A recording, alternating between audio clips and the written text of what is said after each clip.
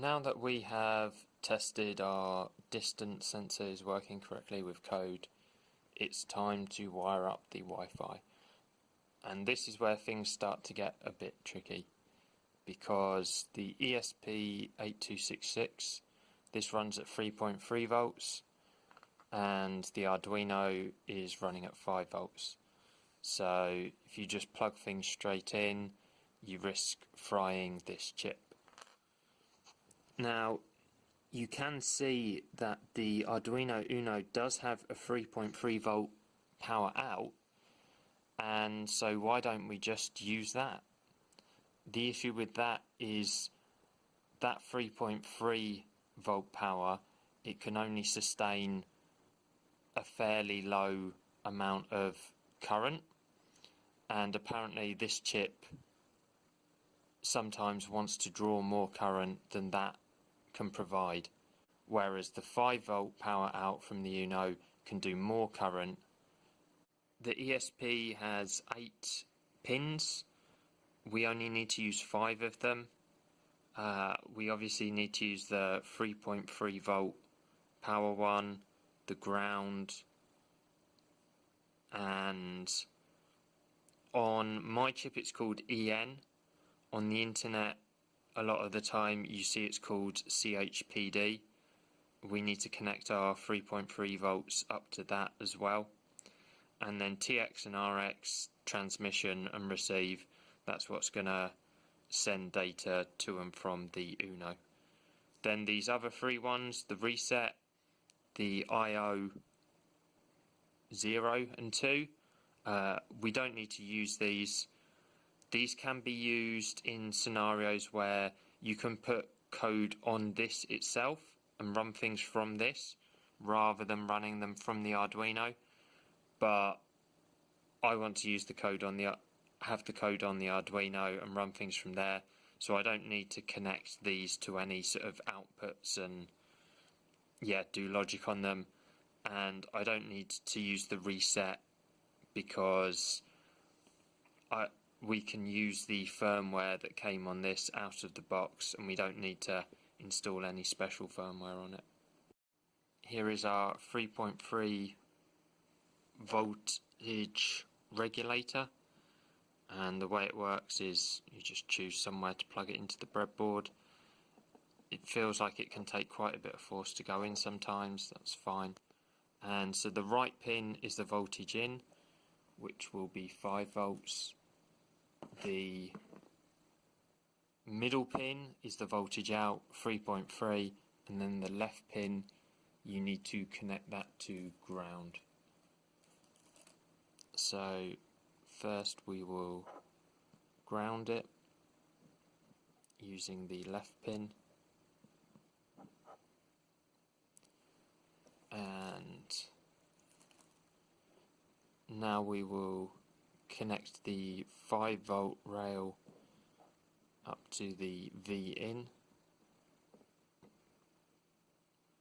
and now anything we stick into the kind of in line with the middle slot should be running at 3.3 volts. So we can use this for the 3.3 on the ESP. I've just connected the voltage regulated 3.3 volt to the 3.3 input here, and then we should do the same thing for EN or CHPD, but first I'm going to grab my 10 kilo ohm resistor, and we will place this in here, and this is going to act as a pull-up resistor. Pull-up resistors are used when there's much better explanations online than I can give, so I would just look for pull-up resistor.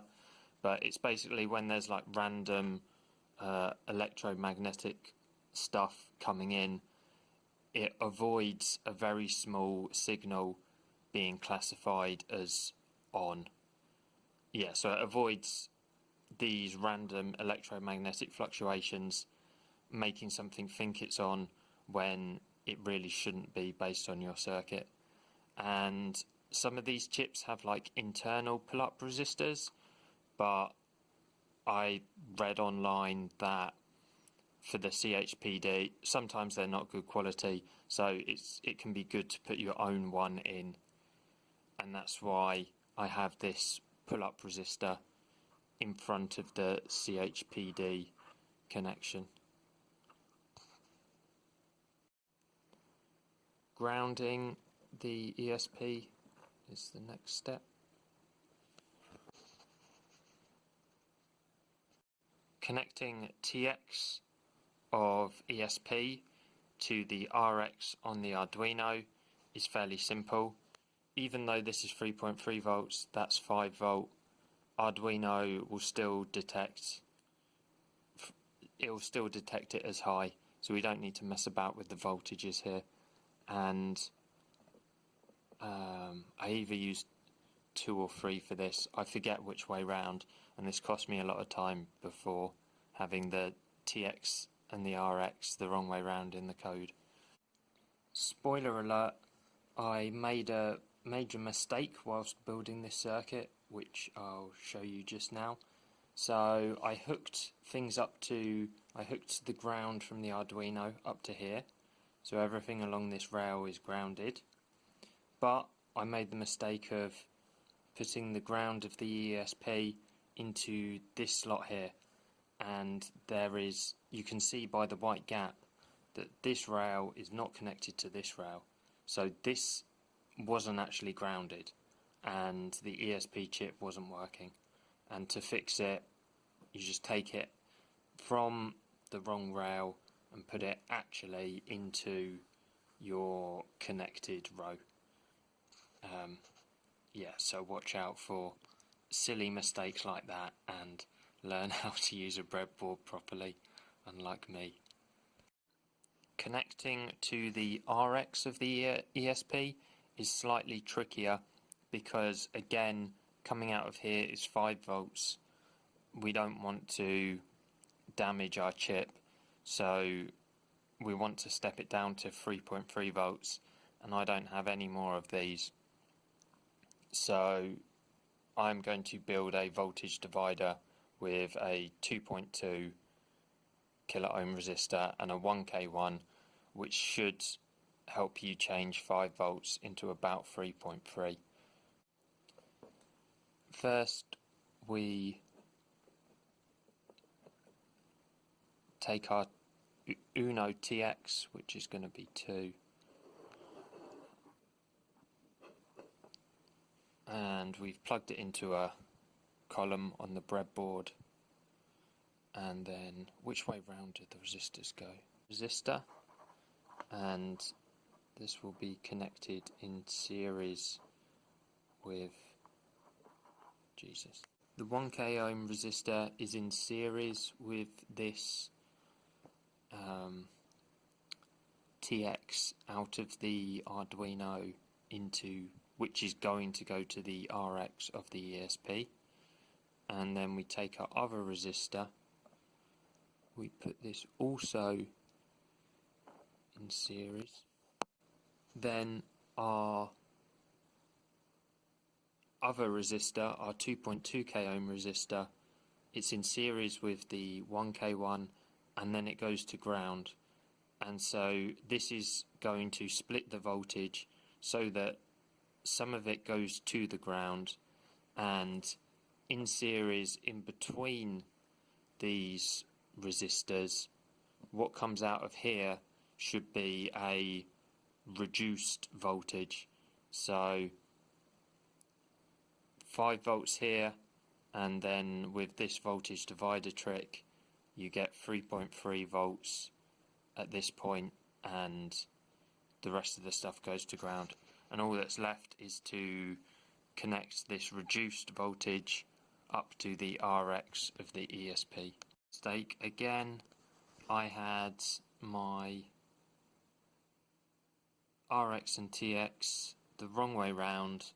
You can just flip it round in code, or you can flip the wires round in here.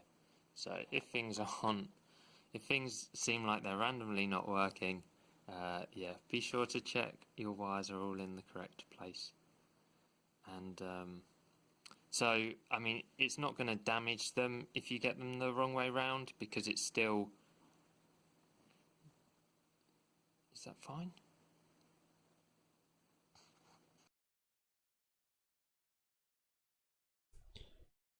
To set up, initialize and test our ESP chip is actually working and plugged in correctly, I have left the TX and RX cables unplugged from the Uno. This is so that I can upload bare minimum.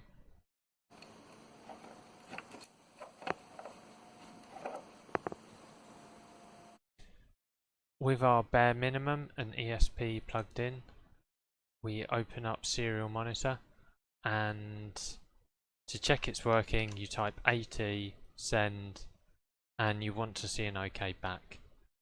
Now, because this is the first time that I have plugged the ESP in, it's using its default firmware and it's communicating at its default rate, which I think this is the default for the type of chip I have. So you change the baud rate here and there we go, we get back OK. So it's communicating fine at this baud rate.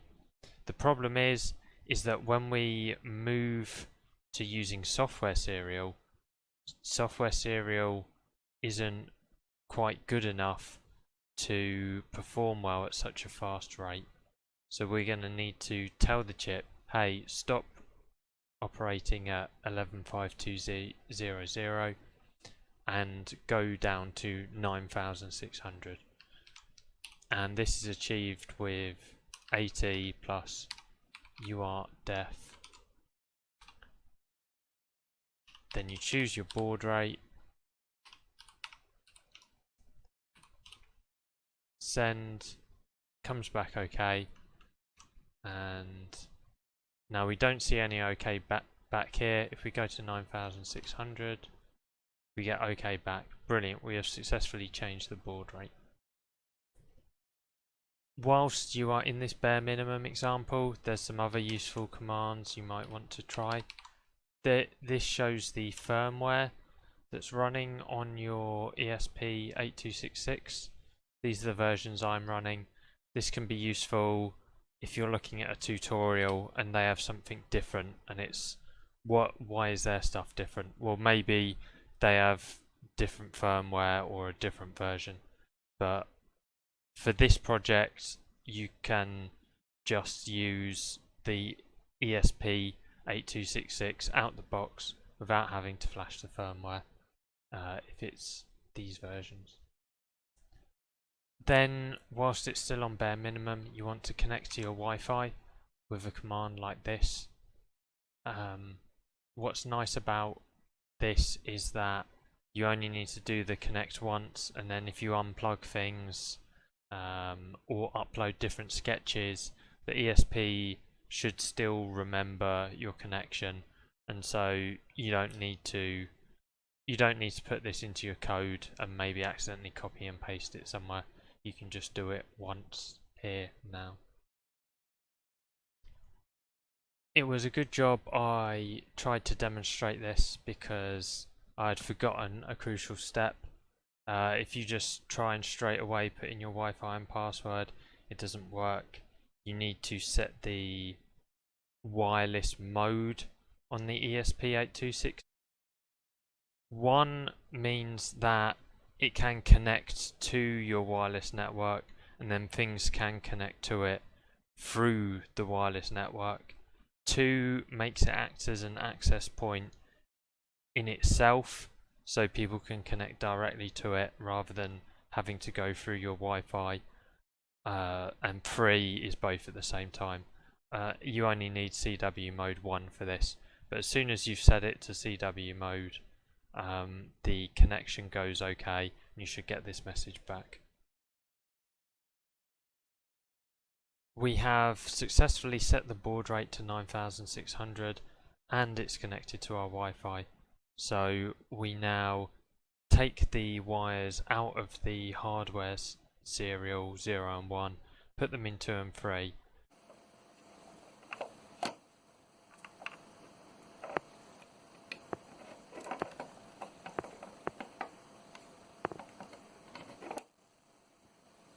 and we can go to our toast notifier sketch, which is the full working program.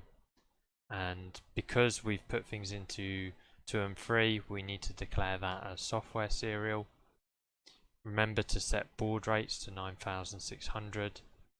We still have the same code we saw for the distance measuring with the same pins there.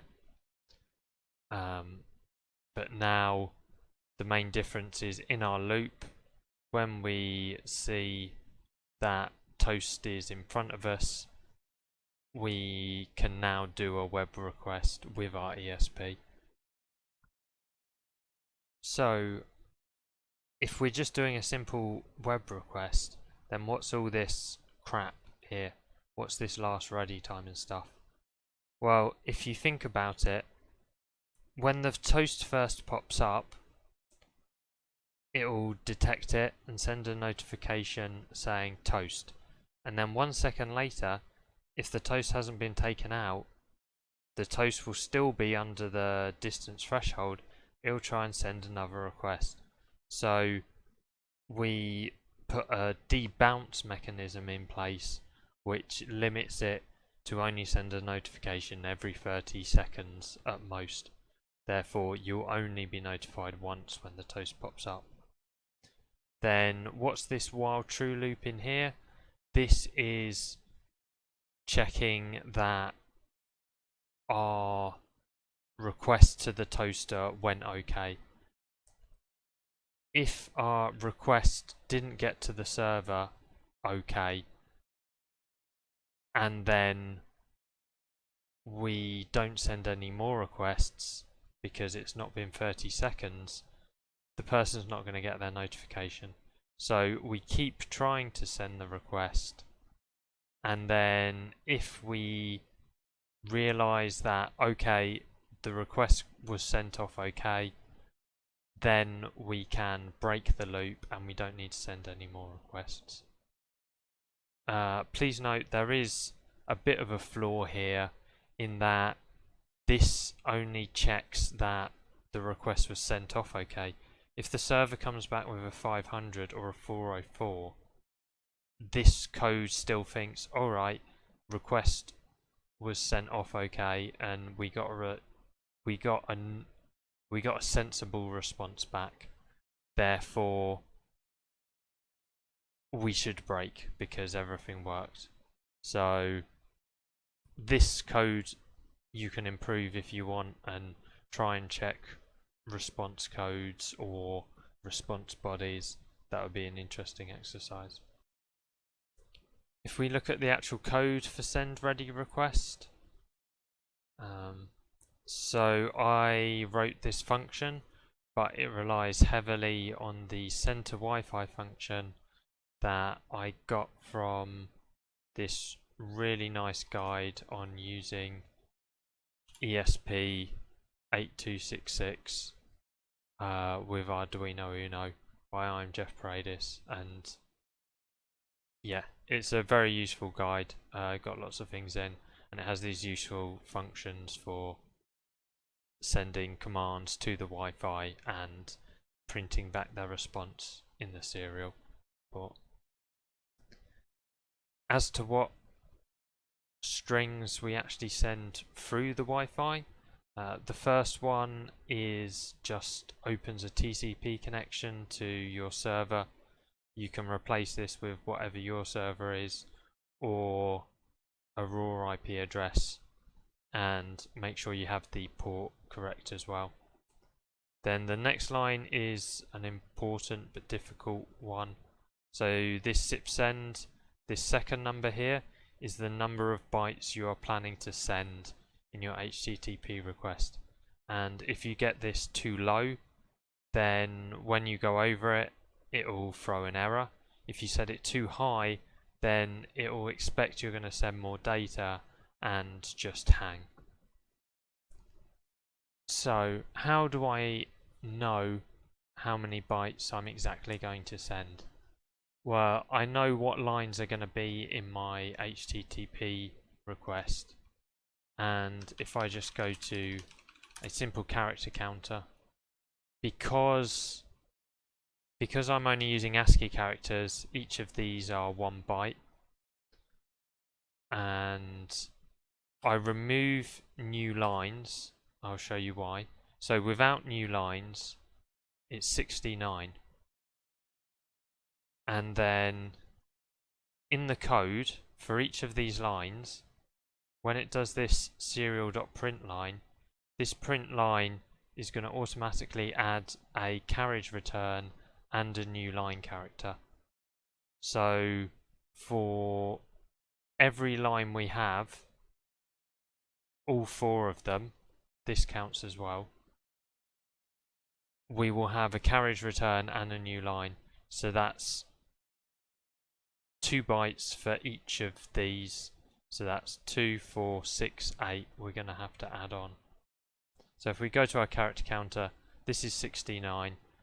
If you imagine each of these new lines is a carriage return and new line, so this will be 70, 71, 72, 73, 74, 75, and then you have to end the HTTP request with a blank line, which brings you 76, 77. And yeah, so that's how you count to get this figure, which is important to get right. And once you've got that right, it's just standard HTTP syntax. Give it the URL, any parameters, tell it the host, set any headers, and then the blank line at the end, and it should just work. So let's test it. So we open up our serial monitor. It says setup is complete. Very simple setup. I can't remember if this is necessary. It's something to do with allowing multiple connections at the same time. I think it might be necessary, especially because I try to open up a TCP connection with every request, and if I don't close it properly, which I'm not sure I am, then the second request would always fail because it wouldn't be allowed to open a second connection. I'm waffling a bit here. The TLDR is I'm not very good at this low level TCP stuff, and this might be a pile of dog shit, and putting this in stops the pile of dog shit from being on fire and breaking my program. But let's test it anyway. Okay. There we go. So you put your hand in front of the sensor and turn off auto scroll. And once it gets under 10 centimeters, prints that it's going to send the toast ready request, opens a TCP connection, says, alright, I'm going to send you 77 bytes. Here's just the sort of blank responses from each of these lines. And blank response is fine. You just don't want to see an error here.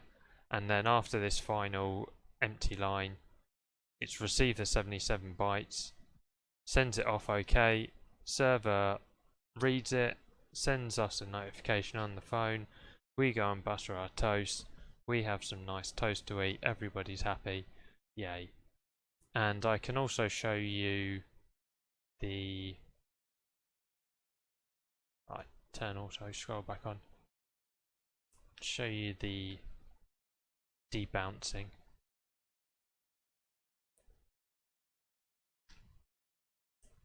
So you see here, because I have my hand in front of it still, but because we just sent a successful notification, it's not going to send another one quite so soon. Thank you for watching this tutorial series. I hope it's helpful in some way, and good luck making your own cool projects with ESP and the ultrasonic sensor. Thank you, goodbye.